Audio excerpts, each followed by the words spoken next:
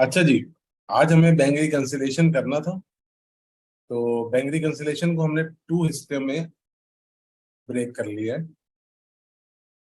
आज हम bank reconciliation upload करेंगे और कैसे अपलोड करेंगे वो भी हम देख लेते हैं। इसमें न्यू विंडो खोल लेते हैं।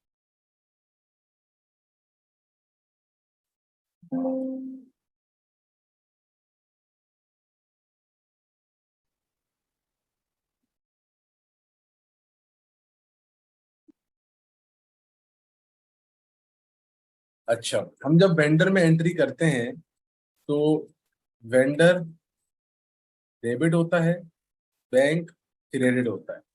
मगर सिर्फ बैंक क्रेडिट नहीं होता, आउट गोइंग का जीएल क्रेडिट होता है, वाइस वर्सा। ऐसे ही केस होता है कि इनकमिंग का जीएल डेबिट होता है और कस्टमर क्रेडिट होता है। ठीक है।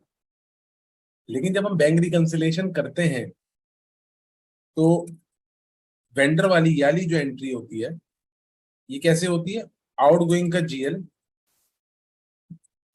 डेबिट हो जाता है, मेन का जीएल, मेन बैंक का जीएल जो हमने देखा था शुरू में, वो क्रेडिट हो जाता है। सेम केस हमारे पास इनकमिंग में होता है, मेन बैंक डेबिट हो जाता है, इनकमिंग क्रेडिट हो जाता है। ठीक है। यानी ये टेम्परेरी अकाउंट्स हैं जिसमें हम एंट्री डालते हैं, ये वाला असल अकाउंट्स ये है, मेन बैंक क्रेडिट और मेन बैंक डेबिट, जिससे हमारे पास बैंक रिकंसिलिएशन परफॉर्म होता है। अभी हम टी कोड यूज करेंगे। अच्छा, और कोई डायरेक्ट एंट्रियां भी होती हैं जैसे हम बैंक रिकंसिलिएशन में देखते हैं, bank charges debit, main bank. ये एंट्रीज हम जहाँ बना रहे होते हैं बैंक रिकंसिलिएशन करने से पहले, ऐसे भी इसको डायरेक्टली कर देता है। तो आज हम देखेंगे कि सिस्टम में बैंक स्टेटमेंट कैसे बनता है। ठीक है जी। मिसाल के तौर पे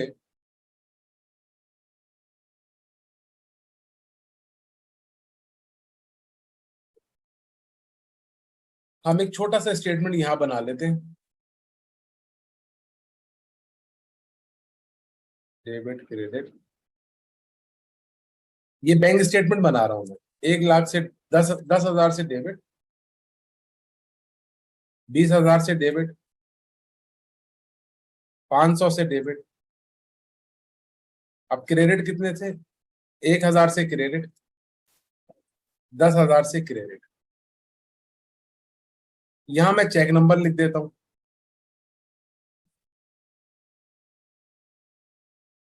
ये चेक नंबर है,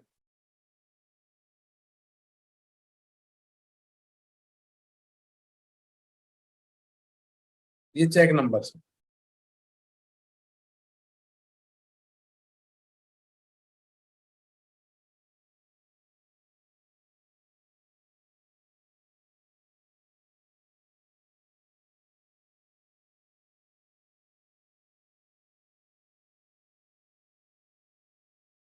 ये मैंने अपनी तरफ से कुछ चेक नंबर लिख दिए।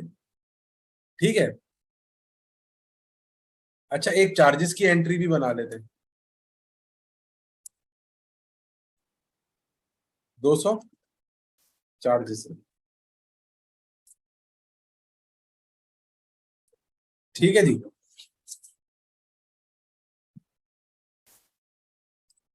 ये मेरे पास एक बैंक स्टेटमेंट हो गया। अब हमें इसको सिस्टम में डालना है। सिस्टम में हमारे पास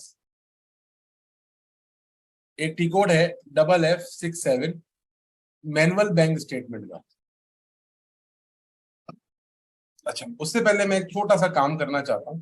पहले मैं वो कर दूं, स्टॉप शेयर कर रहा हूँ, आप लोगों से रेलिवेंट नहीं है इसलिए।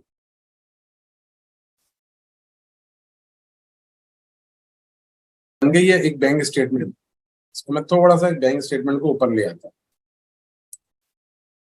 ये हमारे पास बैंक बैंक बन गया है, बैंक स्टेटमेंट।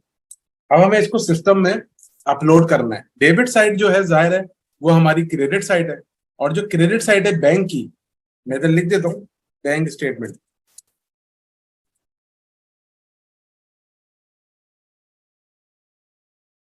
जो डेबिट साइड है बैंक की वो हमारी क्रेडिट साइड है, और जो क्रेडिट साइड है बैंक की वो हमारी डेबिट साइड है। ऑब्वियसली ये चेक नंबर्स हैं। अब हम जरा सिस्टम में थोड़ा सा व्यू कर लेते हैं। सिस्टम में हमारे पास टी कोड अवेलेबल है FF67। मैंने हाउस बैंक दिया, अकाउंट आईडी दी, स्टेटमेंट नंबर।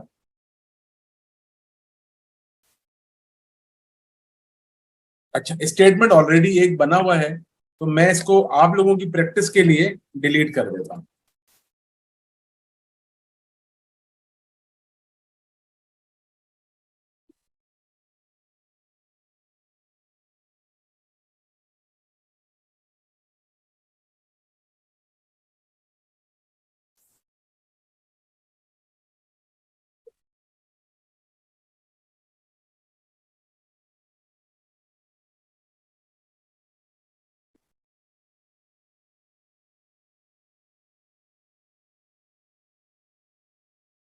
अच्छा, अब हमारे पास बैंक से स्टेटमेंट आया।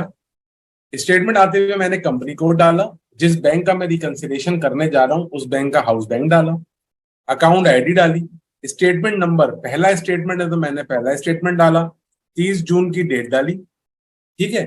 अब क्या होता है, आज की तारीख में मेरे पास यहाँ इतने स्टेटमेंट आ सकते हैं। मैं 30 जून को ही 100 बैंक के स्टेटमेंट रिकंसाइल करना चाहूं, एक ही बैंक के, तो मुझे सिस्टम इजाजत देता है कि मैं एक दिन में 100 100 200 300 स्टेटमेंट रिकंसाइल करूं, हर मिनट पे रिकंसाइल करूं। तो खैर, ऐसी प्रैक्टिस पाकिस्तान में तो होती नहीं है। पाकिस्तान में एक नॉर्मल सी प्रैक्टिस होती है कि हर महीने एक बार स्टेटमेंट चलेगा। तो 30 जून को मैंने कहा पहला स्टेटमेंट मेरा बनने जा रहा है। तो भैया ओपनिंग बैलेंस क्या है, अब मैं नोटपैड की फाइल अगर अपनी खोलूं, नोटपैड की फाइल में मैं देखूं, तो ओपनिंग बैलेंस तो मेरा 0 है, 0.00 है। अच्छा, क्लोजिंग अब हमें निकालना पड़ेगा। क्लोजिंग क्या आ गया, 11,000 आए हैं, और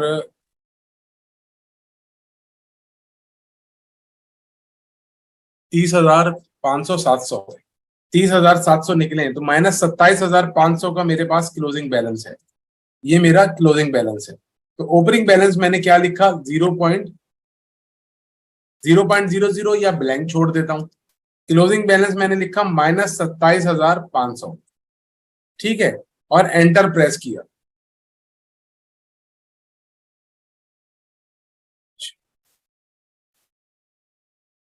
एंटर प्रेस किया। जैसे ही एंटर प्रेस किया, मुझे कह रहा है ब्लैंक रहने दो, अगर ओपनिंग बैलेंस 0 है तो ब्लैंक रहने दो। तो पहला स्टेटमेंट है मेरा, मुझे सिस्टम बता रहा है। मैंने एंटर प्रेस किया, अगली स्क्रीन पे मैं आ गया। अगली स्क्रीन पे मेरे पास क्या ऑप्शन है, मुझे देखें बैंक अकाउंट का नंबर दिखा रहा है, मुझे जीएल अकाउंट दिखा रहा है, जो मेन का मेरा जीएल अकाउंट रहा होगा। अब मुझे यहाँ कुछ ट्रांजेक्शन्स दे रहा है। हमने यहाँ जेड की ट्रांजेक्शन्स कुछ बनाई हैं जो सिर्फ आपके लिए है, बाकी सारी आपकी काम की नहीं है, ये कुछ आपकी काम की है। तो पहला क्या है, out going checks Z001। Z001 में आउट गोइंग चेक कौन से हैं, 10,000। मैं यहाँ पे लिख दूं माइनस का 10,000। फिर Z001 क्या है, माइनस का 20,000। फिर मैं क्या लिखूं, Z001 का मतलब मैं पढ़ लेता हूं ना यहाँ से खोल के, ये मैंने बनाया हुआ है, इसके पीछे जीएल मैप है सारे जो जाने हैं। Z001 आउट गोइंग चेक कितना है, माइनस का 500। मैं यहाँ वैल्यू डेट डाल देता हूँ 30 जून।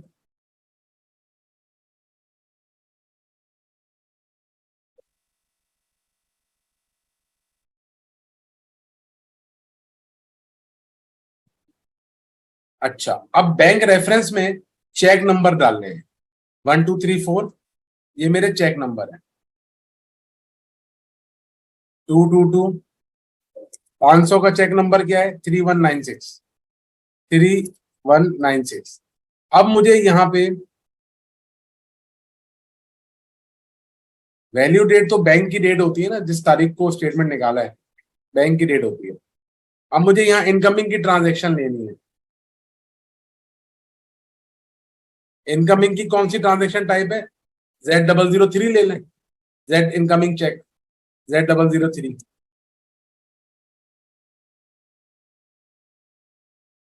ये क्या अमाउंट है? 1000।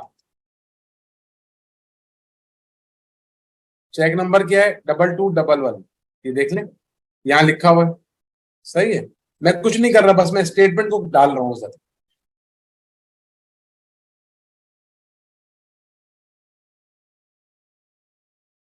अच्छा, अब आपके जहन में आ रहा होगा ये तो बड़ी हेक्टिक एक्सरसाइज है, हमें तो कॉपी पेस्ट भी करना नहीं पढ़ना पड़ रहा है। तो सर इसका ना हम अपलोड बनाते हैं, और अपलोड बना के यूजर को दे देते हैं, वन गो में अपलोड हो जाता है। 1011। अच्छा, अब ये है चार्जेस, 200 बैंक चार्जेस है।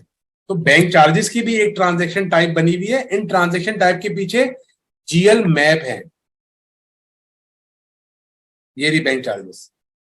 बैंक चार्जेस पे आपने डबल क्लिक किया और यहाँ पे वैल्यू डेट डाली और -200 ले लिया और यहाँ लिख दिया चार्जेस।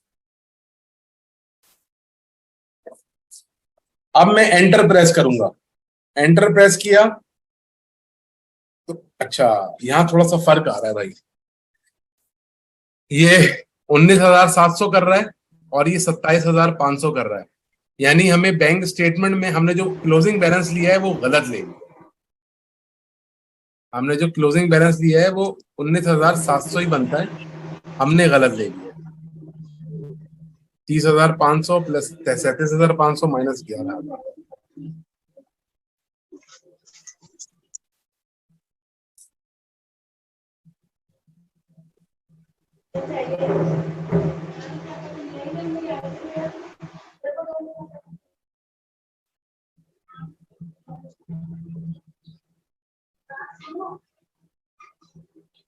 अच्छा, हम एक एक एंट्री और डाल के इसको बराबर कर देते हैं। 19,700 27,000 का हम डिफरेंस ले लेते हैं कोई, और उससे हम अकाउंटिंग एंट्री को बराबर कर देते हैं, जो डिफरेंस आ रहा है उससे।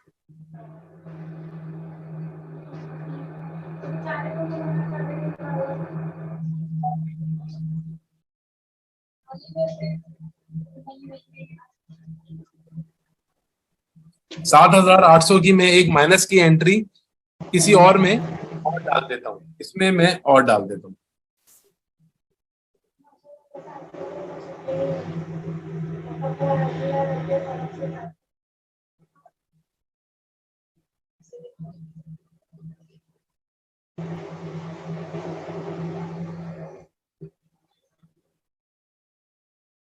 सॉरी,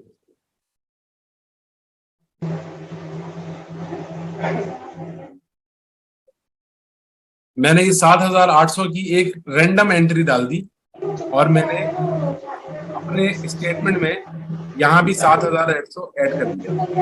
अब मेरा बैलेंस बराबर हो गया। 7,800 डेबिट में और डाल दिया, इसका चेक नंबर ये हो गया। ठीक है जी, तो ये हो गया चेक नंबर। तब मेरा टोटल गलत हो गया था, आपको समझ में आया होगा। टोटल मैंने 27,500 लिख दिया, जबकि वो 19,200 बनता है। तो मैंने एक और एंट्री ऐड कर ली यहाँ 7,800 की, और अपने स्टेटमेंट में भी ऐड कर ली रैंडम। इसका मैंने चेक नंबर डाल दिया 333। ठीक है जी, यहां तक क्लियर है या कोई सवाल है? आगे चलूं, यहां तक क्लियर है? मैंने कुछ नहीं किया है, स्टेटमेंट आया बैंक से, इधर डाल दिया इधर, और ये ट्रांजेक्शन कीज मुझे गिवन थी, सिलेक्ट करता गया, आउटगोइंग पड़ा आउटगोइंग लिखता गया, इनकमिंग पड़ा इनकमिंग लिखता गया, चार्जेस पड़े चार्जेस लिख दिया, माइनस आउटगोइंग के साथ लगा दिया, इनकमिंग के साथ प्लस लगा दिया। समझ में आया या सवाल है किसी का भी?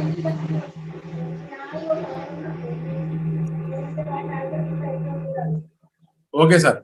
अब मैंने यहाँ पोस्ट का बटन दबाया, जब मैंने पोस्ट का बटन एक बार दबाया तो मेरा स्टेटमेंट सेव हो गया। अब मैं एक और बटन दबाऊंगा, उसको दबाने से पहले भाई मैं एक चीज आपको दिखाना चाहता हूँ, वो देख लो। FBL 3N की रिपोर्ट, मैं आपको FBL 3N की रिपोर्ट दिखाना चाहता हूँ। FBL 3N की रिपोर्ट में मैं मेन का जीएल खोल के दिखाना चाहता हूँ। इस जीएल में बैलेंस क्या आ रहा है? इस जीएल में ऑलरेडी बैलेंस आ रहा है 79,000। ठीक है, 79,000 बैलेंस आ रहा है, 89,000। ठीक है,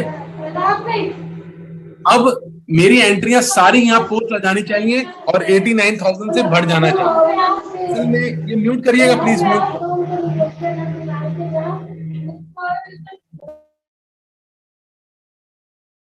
अच्छा, असल में हमें ओपनिंग बैलेंस 89,000 लेना चाहिए था, लेकिन आप लोगों को कंफ्यूजन ना हो इसीलिए मैंने जीरो बैलेंस लिया है।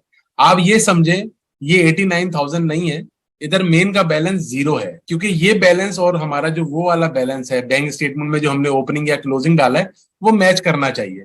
तो अभी आप उसको ना ओपनिंग को जीरो समझे, यहां समझे जीरो डला हुआ है, तो जो मेरा क्लोजिंग है ना वो इसमें ऐड होके मुझे नजर आ रहा होगा। ये इस बात समझ में आई मेरी, ताकि मैं आगे चलूं।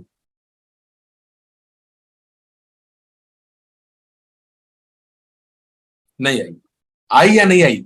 अगर आई है तो मैं आगे चलूं, वरना मैं दोबारा थोड़ा समझाने की कोशिश करूं। मैं क्या कहना चाह रहा हूं, मैं कहना चाह रहा हूं आप इसको समझें 89,000 को जीरो। जीरो इसलिए समझें क्योंकि जब हमने डबल F 6 7 में जब बैलेंस लिया था ओपनिंग, यहां जीरो लिया था। असल में हमें जीरो नहीं, हमें 89,000 लेना चाहिए था।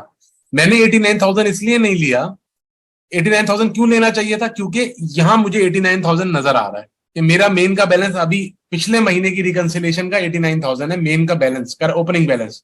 तो मुझे अभी भी 89,000 मैंने इसलिए नहीं लिया कि आप लोग कहते हैं पहला स्टेटमेंट तो हम बना रहे हैं तो उसको तो जीरो होना चाहिए, इसलिए मैंने जीरो रखा है। आ गई सर?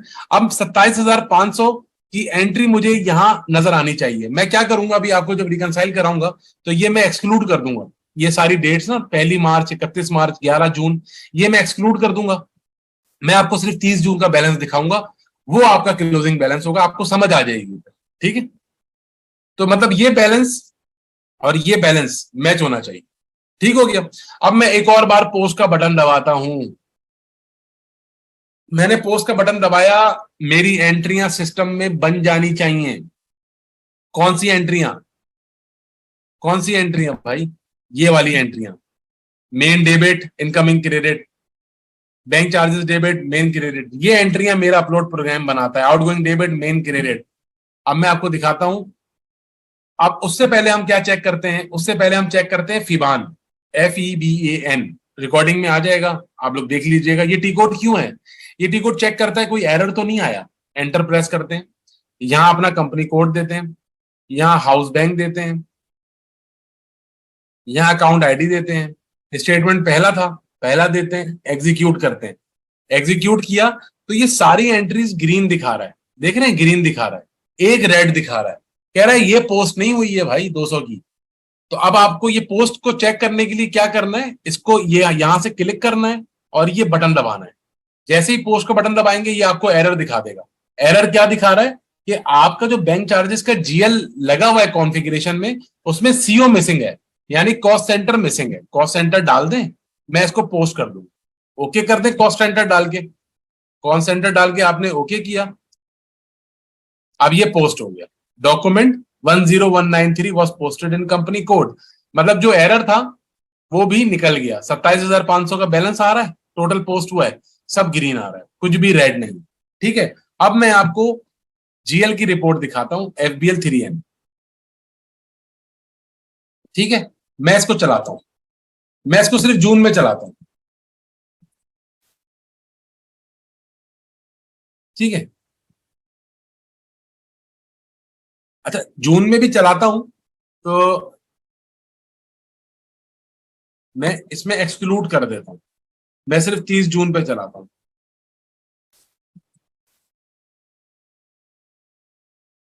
कहां चली गई?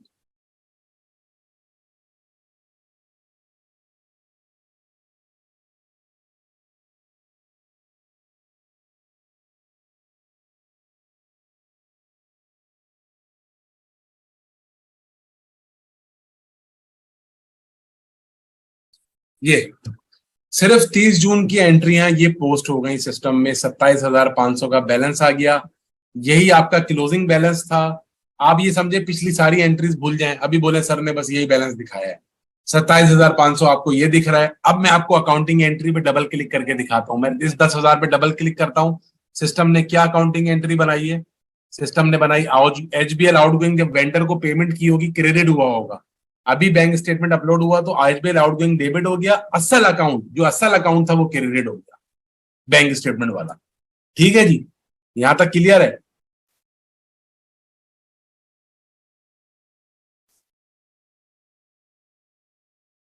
ये एंट्री पोस्ट हो गई है।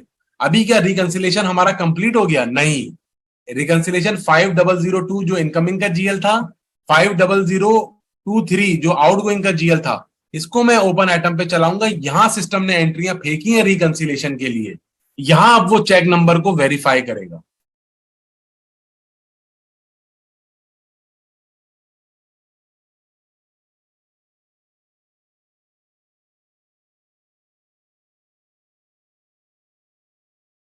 अब यहां वो चेक नंबर को वेरीफाई करेगा, जो मैच हो रहे होंगे उनको ग्रीन कर देगा, जो नहीं मैच हो रहे होंगे वो एज अ रिकंसाइलिंग आइटम पड़े रहेंगे।